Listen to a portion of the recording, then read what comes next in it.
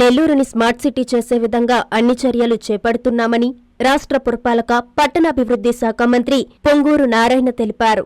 ఈ సందర్భంగా నెల్లూరులోని నారాయణ మెడికల్ కాలేజీలో ఆయన మెప్మా అధికారులతో సమీక్షా సమావేశం నిర్వహించారు.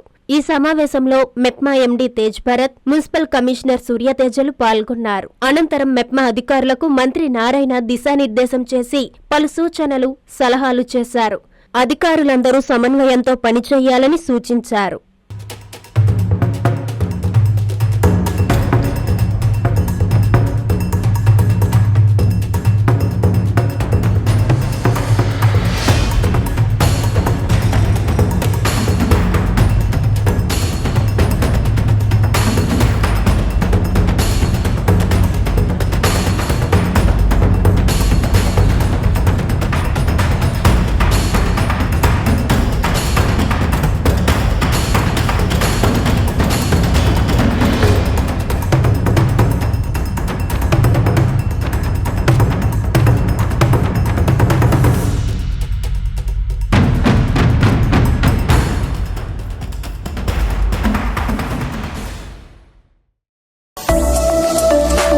హార్దిక శుభాకాంక్షలు. మా ప్రియతమ నాయకులు, గౌరవనీయులు శ్రీ కోటమిరెడ్డి శ్రీనివాసరెడ్డి గారు నుడా చైర్మన్ గా రెండవసారి పదవి బాధ్యతలు చేపడుతున్న శుభ సందర్భముగా వారికివే మా హృదయపూర్వక శుభాకాంక్షలు.